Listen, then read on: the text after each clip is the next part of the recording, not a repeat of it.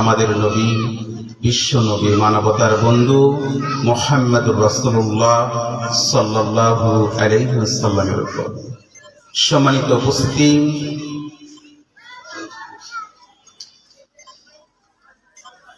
মানব কল্যাণী সেবা সংগঠনের উদ্যোগে 4 দিন ব্যাপী 20তম বার্ষিক ঐতিহাসিক ইসলামী মহাসম্মেলন, উক্ত মহাসম্মেলনে উপস্থিত হবেন সবার সম্মানিত সভাপতি, প্রধান অতিথি। আমার ডানে এবং বামে উপস্থিত আছেন আমার শ্রদ্ধেয় ওলামায়ে কেরাম, বিশেষ করে আমার এক প্রিয় ভাই সারোয়ার ভাই, আব্দুল মতিন সাহেব, আব্দুল হালিম ভাই, সাদিকুর রহমান ভাই, দূর দূরান্ত থেকে আগত মুসল্লিয়ানি কেরাম, পর্দার আড়ালের মা ও বোনেরা, সকলের প্রতি রইল আমার আন্তরিক সালাম। আসসালামু আলাইকুম ওয়া রাহমাতুল্লাহি ওয়া বারাকাতুহু। সবাই ভালো আছেন?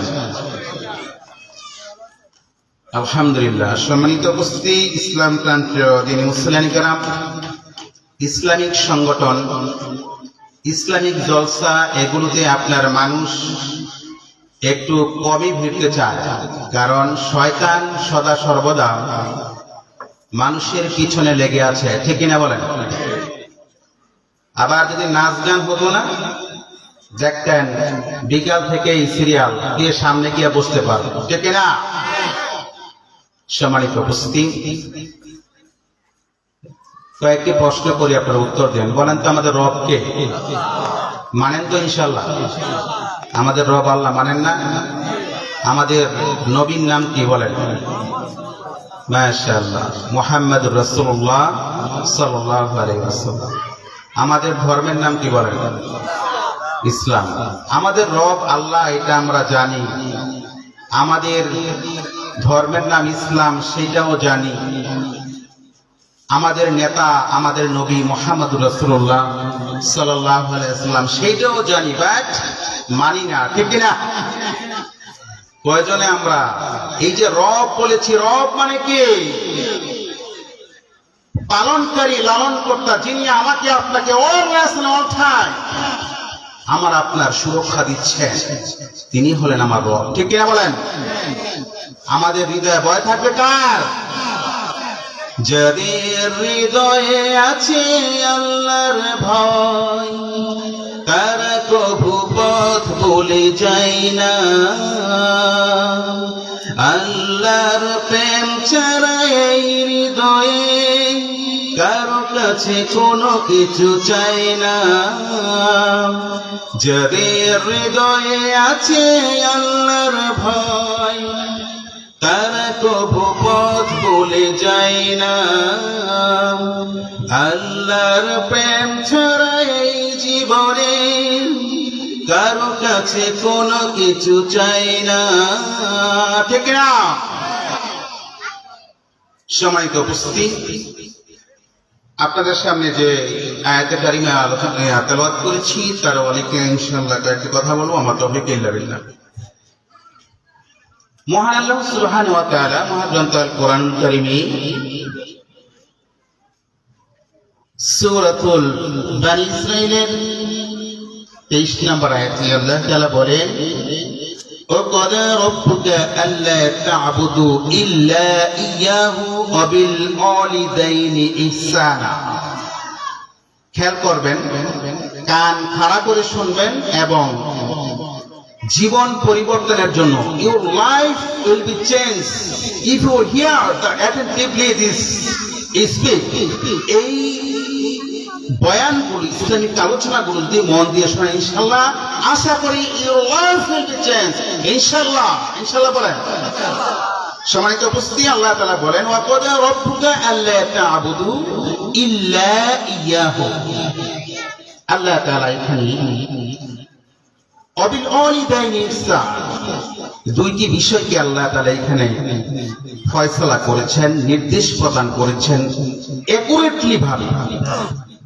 আল্লাহ সুবহানাহু ওয়া তাআলা প্রথম অত্র আয়াতে যে নির্দেশ প্রদান করেন, সেটা হলো আল্লা তা'বুদু ইল্লা ইয়াহু, ইবাদত হবে কার? কথা বলতে হবে আমার সাথে। ইবাদত হবে কার? আল্লাহ।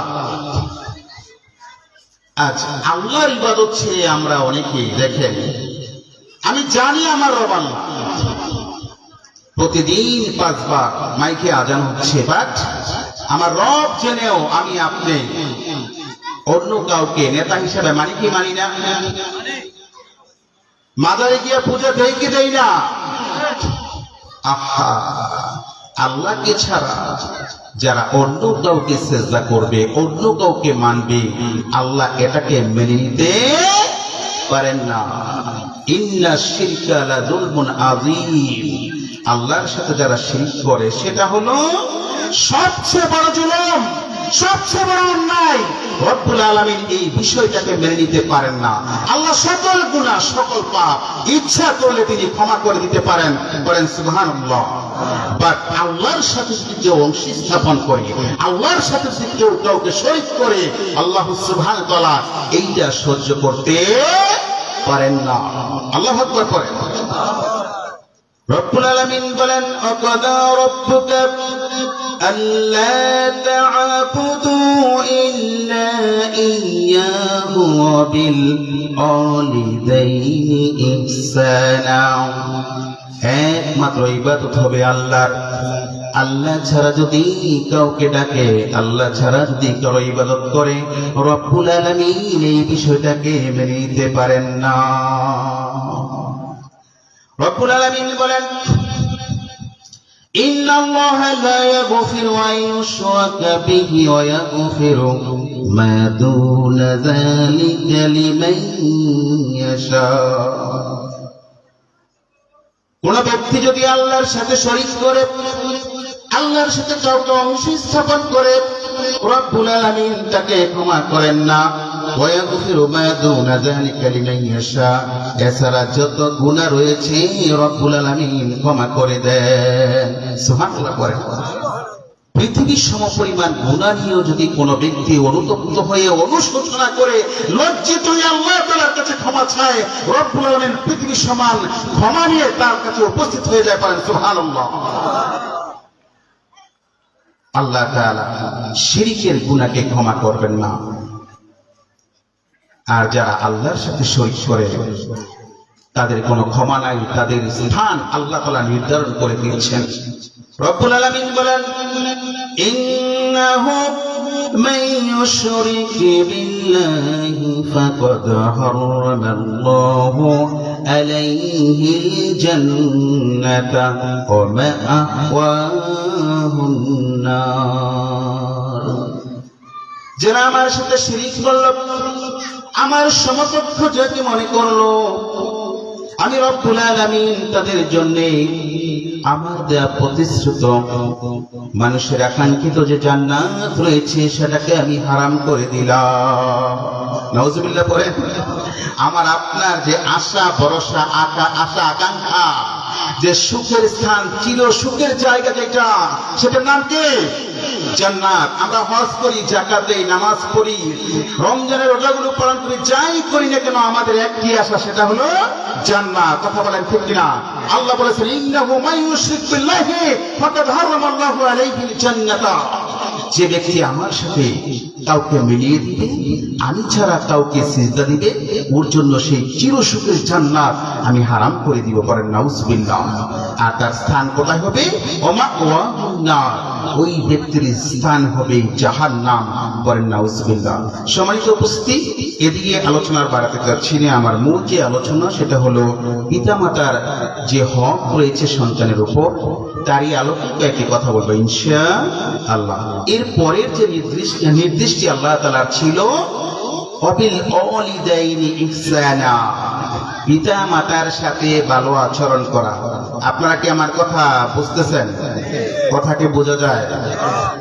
আল্লাহ তাআলা বলেছেন যে আল্লাহর যে হক রয়েছে, আল্লাহর ইবাদত করা, আল্লাহকে ডাকা, এরপরে আল্লাহ তাআলা যাদেরকে স্থান দিয়েছেন, যাদের সাথে সবচেয়ে ভালো আচরণের জন্য আল্লাহ তাআলা নির্দেশ প্রদান করেছেন, তারা হলেন আমাদের পিতামাতা। তারা কে?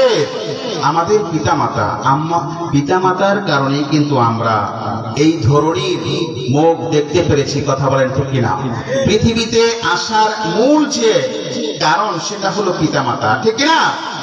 পিতামাতার কারণেই আমরা পৃথিবীতে এসেছি। তারা মাথার ঘাম পায়ে ফেলে অক্লান্ত পরিশ্রম করে আমাকে আপনাকে ছোটবেলা থেকে লালন পালন করে মানুষ করেছেন, কিন্তু আমরা সেই পিতামাতাকে ভুলে যাই। পিতামাতাকে বৃদ্ধাশ্রমে রেখে আসি, ঘুরে ঘরে রাখি, কথা বলেন ঠিক কিনা? অথচ এই পিতামাতা আমার আপনার জন্য কত কিছু করেছেন, আমার আপনার সুখের জন্য। সম্মানিত উপস্থিতি, তাই আল্লাহ তাআলা বলেছেন অবিল ওয়ালিদাইনি ইহসানা, তোমরা পিতামাতার সাথে ভালো আচরণ করো। তাই আমরা শুরুতে জানবো মহাগ্রন্থ আল কোরআনুল কারীমে আল্লাহ তাআলা পিতামাতার জন্য কি সম্মান, কি মর্যাদা রেখেছেন, তাদের সাথে কিরূপ আচরণ করা লাগবে। রব্বুল আলামিন বলেন অবিল ওয়ালিদাইনি ইহসানা إما يبلغن عندك الكبر أحدهما أو كلاهما فلا تقل لهما أف ولا تنهرهما وقل لهما قولا كريما। রব্বুল আলামিন বলেন ইম্মা ইয়াবলুগানা ইনদাকাল কিবারা আও আহাদুহুমা আও কিলাহুমা, তোমার পিতামাতার কেউ যদি একজন অথবা উভয়জন বৃদ্ধ অবস্থায় উপনীত হয়, অর্থাৎ বুড়ো হয়ে যায়, বৃদ্ধ হয়ে যায়, চলতে পারে না, লাঠি ছাড়া হাঁটতে পারে না, যে মানুষটি ছিল তাগড়ার যুবক, যদি একজন অথবা উভয় বৃদ্ধ অবস্থায় পৌঁছে, তাহলে তোমরা তাদের সাথে ভালো আচরণ করো,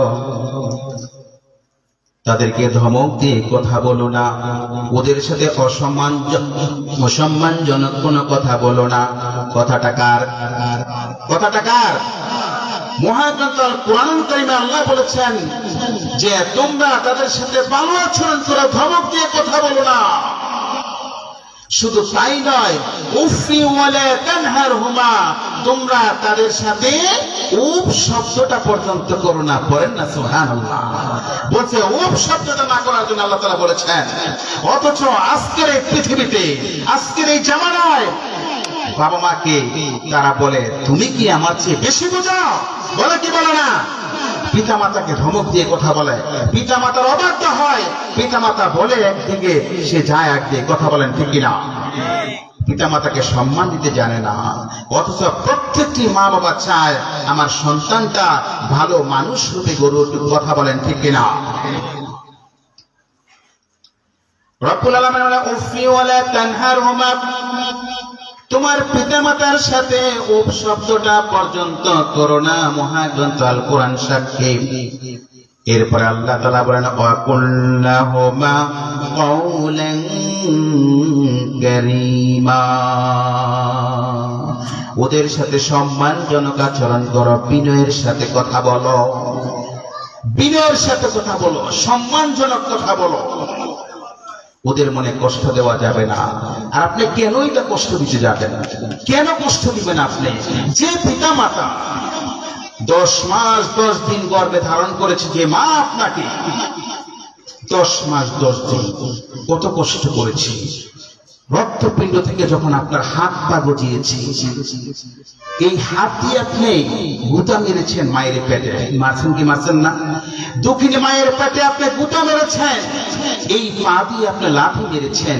আপনার মা আপনার এই গুতা খেয়ে লাথি খেয়ে বলেছে যে আমার সন্তানটা আমার পেটে সুস্থ আছে। করেন না সুবহানাল্লাহ। আপনি গর্ভে আসার পরে আপনার মার মুখে রুচি চলে গেছে, সে খেতে পারে না, তার বমি বমি ভাব হয়েছে, মাথা ঘুরাইছে, সে পড়ে যাচ্ছে, কোনো কর্ম করতে পারে না, খেতে পারে না। একমাত্র আপনার জন্য ভেবে দেখুন তো, আপনার মা কত কষ্ট করেছে আপনার জন্য। আপনি গুতা মেরেছেন, লাথি মেরেছেন, তারপর আপনার মা আপনাকে সুস্থ আছেন মনে করে প্রশান্তির হাসি হেসেছে। করেন না সুবহানাল্লাহ। শুধু তাই না,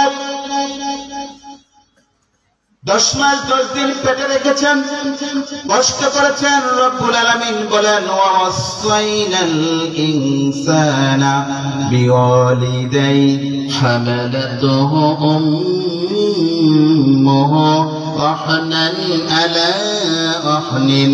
কষ্টের পর কষ্ট সহ্য করে আপনার মা আপনাকে পেটে ধারণ করেছেন।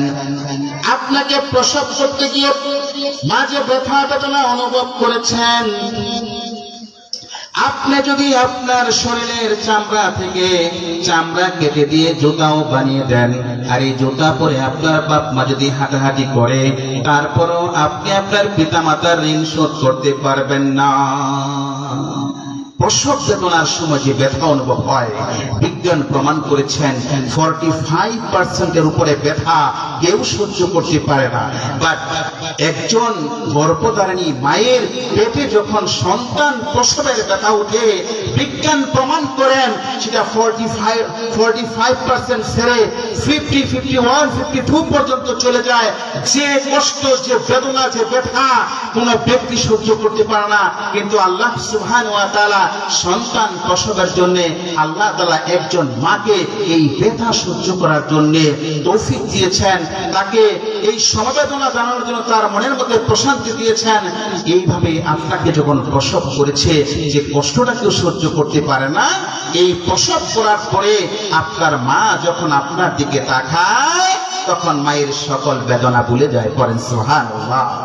কিভাবে আমি আপনার মাকে কষ্ট দিই, কিভাবে আমি আপনার অট্টালিকায় বসবাস করি, আমার মা আমার বাবা কুড়ে ঘরে থাকে, থাকে কি থাকে না? আমার মা কুড়ে ঘরে থাকে, আমার বাবা কুড়ে ঘরে থাকে। আমার বাবার কাশি আমার স্ত্রীর সহ্য হয় না, আমার মার অসুস্থতা আমার স্ত্রীর সহ্য হয় না। তাই আমি আমার বাবা মাকে, বাবা মার থেকে কষ্ট পাবো বিদায় আমার স্ত্রী, আমি আমার বাবা মাকে দূরে কোথাও রেখে আসি। কথা বলেন ঠিক কিনা? এখন তো বেরিয়েছে বৃদ্ধাশ্রম নামে একটি সংস্থা বেরিয়েছে, ঢাকার অনেক কুলাঙ্গার যারা পিতা মাতাকে সেই বৃদ্ধাশ্রমে রেখে আসে। কথা বলেন ঠিক কিনা? অথচ যে পিতা মাতা আপনাকে এত কষ্ট করে লালন পালন করেছে, আপনি প্রসব হওয়ার পরে যখন আপনি অসহায় ছিলেন, আপনি হাঁটতে পারতেন না, চলতে পারতেন না, কথা বলতে পারতেন না, কিছু খেতে পারতেন না, আপনার চেয়ে অসহায় পৃথিবীতে আর কেউ নাই। কথা বলেন ঠিক কিনা? অথচ একটা মুরগির বাচ্চা যখন ডিম থেকে বের হয়, সেই মুরগির বাচ্চা বের হয়ে দৌড়াদৌড়ি করে। কথা বলেন ঠিক কিনা? মুরগির বাচ্চা ডিম থেকে বের হয়ে দৌড়াদৌড়ি করে। একটি ছাগলের বাচ্চা প্রসব হওয়ার পরে সে খাবার খোঁজার জন্য নিজেই উঠে দাঁড়ায়। কিন্তু আপনি এত অসহায় ছিলেন যে আপনার মার গর্ভ থেকে প্রসব হওয়ার পরে আপনার মতো অসহায় পৃথিবীতে আর কেউ ছিল না। কথা বলেন ঠিক কিনা? সেই অসহায় অবস্থায় আপনার মা, আপনার বাবা আপনাকে লালন পালন করে বড় করেছেন। সম্মানিত উপস্থিতি, ইসলাম প্রাণপ্রিয় মুসলিম কেরাম, পর্দার আলের মা ও বোনেরা, কথাগুলো মন দিয়ে শুনুন যে আপনার মা আপনাকে কত কষ্ট করে বড় করেছেন। আপনি পেশাব করে দিয়েছেন, পায়খানা করে দিয়েছেন, আপনার মা সেগুলো পরিষ্কার করেছে। এমনকি সারাদিন ক্লান্ত শ্রান্ত পরিশ্রান্ত অবস্থায় যখন খেতে বসেছে আপনাকে কোলে নিয়ে, তখন আপনি পেশাব করে দিয়েছেন, পায়খানা করে দিয়েছেন। আপনার মা প্লেটটা সরিয়ে আপনাকে আবার পরিষ্কার করে শুকনো কাপড় দিয়ে আপনাকে আবার কোলে জড়িয়ে ধরে আবার খেতে বসেছেন। করেন না সুবহানাল্লাহ? সেই দুঃখিনী মা আপনার জন্য কত কষ্ট করেছে। শুধু তাই নয়, শীতের রজনীতে কাঁথা কম্বলের নিচে যখন আপনাকে বুকে নিয়ে ঘুমিয়েছিল, আপনি কি করেছেন? গভীর রজনীতে আপনি পেশাব পায়খানা করে দিয়েছেন। আপনার মার, আপনার বাবার আরামের মন ভেঙে গেছে, তারপরও মা বাবা বিরক্ত হন নাই। পড়েন না সুবহানাল্লাহ? আপনার পেশাব পায়খানা পরিষ্কার করে আবার নতুন কাপড় দিয়ে আপনাকে জড়িয়ে আবার কোলে নিয়ে আপনার মা আপনাকে কম্বলের নিচে বুকে করে আবার ঘুমিয়েছে। ও দুনিয়ার মানুষ, ও পর্দার আড়ালের মা ও বোনেরা, আমার প্রিয় মুসলিম কেরাম, কি করে আমি আপনি আমার বাবা মার ঋণ পরিশোধ করব? বলেন, কি করে করব?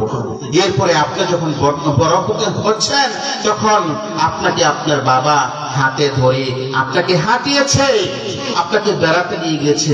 আপনি বলেন তো, কয়দিন আপনার বাবা যখন বৃদ্ধ হয়েছে, আপনি কয়দিন আপনার বাবা হাতে ধরে আপনার বাবাকে বেড়াতে নিয়ে গিয়েছেন? বলেন, প্রশ্নের উত্তর দেন। আপনি কয়দিন নিয়েছেন? আপনার বাবা আপনাকে কাঁধে নিয়েছে, আপনি বলেন তো, আপনি কয়দিন আপনার মাকে কাঁধে নিয়েছেন? আপনি কয়দিন আপনার বাবাকে কাঁধে নিয়েছেন? বলেন। যে বাবা, যে মা আপনাকে এত কষ্ট করে লালন পালন করে বড় করেছেন, যে বাবা আপনার জন্য অপেক্ষা করেছেন, আপনার মা আপনার জন্য অপেক্ষা করেছেন, স্কুলে গেলে মাদ্রাসায় গেলে আপনার জন্য অপেক্ষা করেছেন, আপনি না আসলে আপনার মা খায় নাই, আপনি না আসলে আপনার বাবা খায় নাই। কি বাপ মার শোধ ঋণ পরিশোধ করবেন কিভাবে? করা সম্ভব? কখনো নয়। এই জন্য আল্লাহ বলেছেন, আনিস কুরুলি ওলি ওলি তাই, তোমরা আমার এবং তোমার পিতামাতার প্রতি কৃতজ্ঞ হও। করেন সুবহানাল্লাহ। সম্মানিত উপস্থিতি, ইসলাম প্রাণপ্রিয় মুসলিম কেরাম, এই পিতামাতার সাথে সম্মানজনক আচরণ করার দরকার আছে না নাই? পারবেন ইনশাআল্লাহ? পারবেন? এখন আসুন হাদিস থেকে আমরা জেনে নেই পিতামাতার মর্যাদা কতটুকু। ইবনে সাইবা মুআয ইবনে জাবাল রাদিয়াল্লাহু তাআলা থেকে বর্ণনা করেন, তিনি মুআয ইবনে জাবালকে জিজ্ঞাসা করেছিলেন, সন্তানের উপর পিতামাতার হক কি? কি হক রয়েছে? মুআয ইবনে জাবাল উত্তর করলেন, তুমি যদি তোমার জীবনের সমস্ত ধন সম্পত্তি তোমার পিতামাতাকে দিয়ে দাও, তবুও পিতামাতার ঋণ পরিশোধ করতে পারবে না। সুবহানাল্লাহ পড়েন।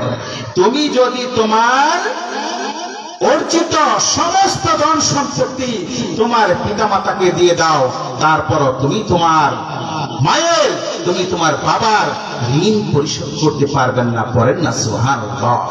এমনকি চামড়া কেটে জুতা বানিয়ে যদি দেন, তারপরও ঋণ পরিশোধ হবে না। পড়েন আল্লাহু আকবার। শুধু তাই না, প্রখ্যাত সাহাবী আবু হুরায়রা রাদিয়াল্লাহু তাআলা আনহু থেকে বর্ণিত, তিনি বলেন, ক্বালা জাআ রাজুলুন ইলা রাসূলিল্লাহি সাল্লাল্লাহু আলাইহি ওয়াসাল্লাম, একজন ব্যক্তি আল্লাহর নবীর কাছে এসে বললেন, ক্বালা ইয়া রাসূলুল্লাহ, হে আল্লাহর নবী, মায়না হাক্কুন নাস বিহুসনি সাহাবাতি, এই পৃথিবীর বুকে আমার কাছে সবচেয়ে ভালো ব্যবহার পাওয়ার, ভালো আচরণ পাওয়ার যোগ্যতা কে রাখে গো নবী? সুবহানাল্লাহ। কে রাখে? এই পৃথিবীতে আমার কাছে সবচেয়ে ভালো ব্যবহার পাওয়ার যোগ্যতা কে রাখে নবী? আমাকে আপনি জানান। সুবহানাল্লাহ কোন না? আল্লাহর নবী বলেন, ক্বালা উম্মুকা, তোমার মা। এই পৃথিবীর বুকে সবচেয়ে ভালো ব্যবহার পর যোগ্যতা যিনি রাখেন, তিনি হলেন তোমার মা। তিনি কে? তিনি আর কেউ নন, তোমার মা, গর্ভধারিণী দুঃখিনী মা সবচেয়ে ভালো আচরণ পর যোগ্যতা রাখেন। এই কথা বলার পরে সাহাবায়ে কেরামের, সাহাবীর আরো কৌশল কিউরিওসিটি বেড়ে গেল। সে আবার বলল, ইয়া রাসূলুল্লাহ, ক্বালা সুম্মা মান, তারপরে কি? তারপরে কে? আল্লাহর নবী বলেন, ক্বালা সুম্মা উম্মুকা, তারপরেও তোমার মা। দ্বিতীয় বার বললেন তোমার মা। সাহাবীর আরো কিউরিওসিটি বেড়ে গেল। তিনি আবারও জানতে চাইলেন, এই পৃথিবীর বুকে আমার মা আমার কাছে সবচেয়ে বেশি আচরণ, ভালো আচরণ পাওয়ার যোগ্য। প্রথমবারে বললেন, দ্বিতীয়বারও বললেন। তৃতীয়বার জিজ্ঞেস করে দেখি আল্লাহর নবী কি উত্তর দেন। দ্বিতীয়বার বলেন, ক্বালা সুম্মা মান, হে আল্লাহর নবী, তারপরে আমার কাছে সবচেয়ে ভালো ব্যবহার যোগ্যতা কে রাখে? আল্লাহর নবী বললেন, ক্বালা সুম্মা উম্মুকা, তারপরও তোমার মা। সুবহানাল্লাহ করে। তারপরও তোমার মা, তোমার মা, তোমার মা, তোমার মা, তোমার মায়ের ঋণ তুমি কোনোদিন পরিশোধ করতে পারবে না। কিভাবে তুমি বলো? তুমি কি আমার চেয়ে বেশি বোঝো? তোমার কথা আমার শোনা লাগবে নাকি? কিভাবে আপনার মাকে ধমক দেবেন? ওয়ালা তানহারহুমা, আল্লাহ বলেছেন ধমক দিয়ে কথা করো না। উফি ওয়ালা তানহারহুমা, এমনকি উফ শব্দটা পর্যন্ত পিতামাতার সাথে করতে নিষেধ করেছেন কে? সম্মানিত উপস্থিতি, এমনও কুলাঙ্গার সন্তান আছেন 10 বছর, 20 বছর, 25 বছর পর্যন্ত আপনার পিতামাতার সাথে কথা বলেন না। কথা বলেন ঠিক কিনা? তাই বাড়িতে গিয়ে আজই মায়ের পায়ে ধরে মাপ চাবেন, কথা বলবেন। পারবেন তো ইনশাআল্লাহ? পারবেন ইনশাআল্লাহ? আরেকটি হাদিস ইবনে ওমর রাদিয়াল্লাহু আনহু দেখতে পেলেন এক ব্যক্তি কাবা ঘর তওয়াফ করছে, ইয়েমেনি এক ব্যক্তি তার মাকে পিঠে করে, আর সে বলছে আমি আমার মায়ের উৎসরক, আমি আমার মায়ের উৎসরক। ও তার সোয়ারিকে ছেড়ে পালিয়ে যায়, কিন্তু আমি আমার মাকে ছেড়ে চলে যাব না। ওই তো তুমি বলো তো, আমি কি আমার মায়ের ঋণ পরিশোধ করতে পেরেছি? ইবনে ওমর বলেন, না, কখনো নয়। তোমার মা তোমাকে প্রসব করতে গিয়ে যে একটি দীর্ঘশ্বাস কষ্ট করেছে, ওই পরিমাণ কষ্টের প্রতিদানও তুমি তাকে দাওনি। সুবহানাল্লাহ বলেন। কিভাবে দিব আমরা বলেন? এখন আসুন আমরা জানি, এখন আসেন শেষ করে দিচ্ছি। আল্লাহ নবী সাল্লাল্লাহু আলাইহি ওয়াসাল্লামের থেকে হাদিস থেকে জেনে নিই যে পিতামাতার খেদমত গুলোর ফজিলতটা কি। আনাস ইবনে মালিক রাদিয়াল্লাহু তাআলা থেকে বর্ণিত, এক ব্যক্তি এসে বলল, ইয়া রাসূলুল্লাহ, আমি তো জিহাদে যেতে চাই, বাট আমার কোনো ক্ষমতা নাই, there is no able to go to জিহাদ, আমার জিহাদে যেতে কোনো সামর্থ্য শক্তি আমার নাই, টাকা পয়সা নাই। এই কথা শোনার পরে আল্লাহ নবী সাল্লাল্লাহু আলাইহি ওয়াসাল্লাম বললেন, ও সাহাবী, তোমার কি পিতামাতার কেউ কি বেঁচে আছেন? কেউ বেঁচে আছেন? ওই সাহাবী বলল, ইয়েস, আমার মা বেঁচে আছেন, বাবা নেই, মা আছেন। আল্লাহ নবী বললেন, যাও তুমি তোমার মায়ের সেবা করো, তাহলে তুমি হাজি, উমরাকারী এবং জিয়াদকারী হিসাবে আল্লাহর কাছে কবুল হয়ে যাবে। পড়েন সুবহানাল্লাহ। অর্থাৎ এখন বর্তমানে হজ করতে প্রায় 6 লক্ষ টাকা লাগে, উমরা করতে 1.5 লক্ষ টাকা লাগে, আর জিহাদে যাওয়ার দূরের কথা বলেন, ঠিক কিনা? পিতামাতার থেকে নেক নজরে তাকালে আপনার একটি কবুল হজের সওয়াব। করেন সুবহানাল্লাহ। সম্মানিত উপস্থিত, সূত্র একটি হাদিস আমাদের আয়েশা রাদিয়াল্লাহু তাআলা থেকে বর্ণিত, তিনি বলেন, আল্লাহ নবী সাল্লাল্লাহু আলাইহি ওয়াসাল্লাম মিরাজের রজনীতে যখন আপনার জান্নাতের মধ্যে প্রবেশ করবেন, তখন তিনি কোরআন তেলাওয়াত শুনতে পেলেন। সুবহানাল্লাহ বলেন না? কোরআন তেলাওয়াত শুনতে পেলেন। আল্লাহ নবী জিজ্ঞাসা করলেন, কোরআন তেলাওয়াতকারী ব্যক্তিটিকে? আল্লাহ নবী সাল্লাল্লাহু আলাইহি ওয়াসাল্লামকে উত্তর করা হলো, তিনি হলেন হারিস ইবনে নুমান। সুবহানাল্লাহ পড়েন। আল্লাহ নবী এই কথা শুনলেন, কাযালিকুমুল বিররা, কাযালিকুমুল বিররা, সৎ লোকদের প্রতিদান এরকমই হয়, সৎ লোকদের প্রতিদান এরকমই হয়। এই হারিস ইবনে নুমান মাতার সেবক ছিলেন। করেন সুবহানাল্লাহ। তাহলে বোঝা গেল পিতা মাতার সেবা করলে জান্নাতে যাওয়া যায়। কথা বলেন, ঠিক কিনা? আর যদি আপনি পিতা মাতার সেবা না করেন, খেদমত না করেন, পিতা মাতাকে কষ্ট করেন, পিতা মাতাকে কষ্ট দেন, তাহলে জেনে রাখেন আপনার জান্নাত ক্যান্সেল। ইউর জান্নাত will be cancelled for you. আপনার জান্নাত অবশ্যই ক্যান্সেল। আল্লাহ নবীর হাদিস, আল্লাহ নবী একদা বলেছেন, রাগিমা আনফু, রাগিমা আনফু, রাগিমা আনফু। সাহাবের সঙ্গে কিলা মানিয়া রাসূলুল্লাহ, কার নাক দুলাই দূষিত হবে, একটা অবকাশসূচক বাক্য, কে ধ্বংস হয়ে যাক, আপনি এমন কথা কেন বললেন? আল্লাহ নবী সাল্লাল্লাহু আলাইহি ওয়াসাল্লাম বলেছেন, ক্বালা মান আদরাকা আবাওয়াইহি ইনদাল কিবারি আহাদুহুমা ওয়া কিলাহুমা ফালাম ইয়াদখুলিল জান্নাহ।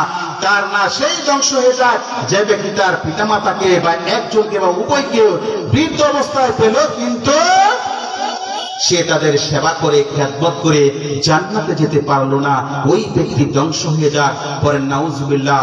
সম্মানিত উপস্থিত, ইসলাম প্রাণপ্রিয় দিনী মুসল্লিনী কেরাম, পর্দার আড়ালের মা ও বোনেরা, তাই আসুন আমরা সকলেই পিতামাতার সেবক হই, পিতামাতার সেবা করি, খেদমত করি।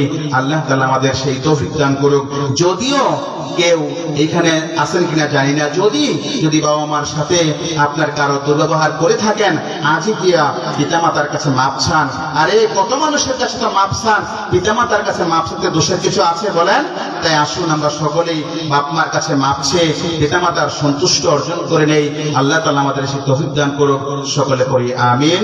আল্লাহ তাআলা আমাদের উক্ত আলোচনার উপর আমল করার জন্য তৌফিক দান করুক। সকলে পড়ি আমিন।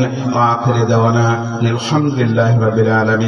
আসসালামু আলাইকুম ওয়া রাহমাতুল্লাহি ওয়া বারাকাতুহু। আলহামদুলিল্লাহ, মাশাআল্লাহ।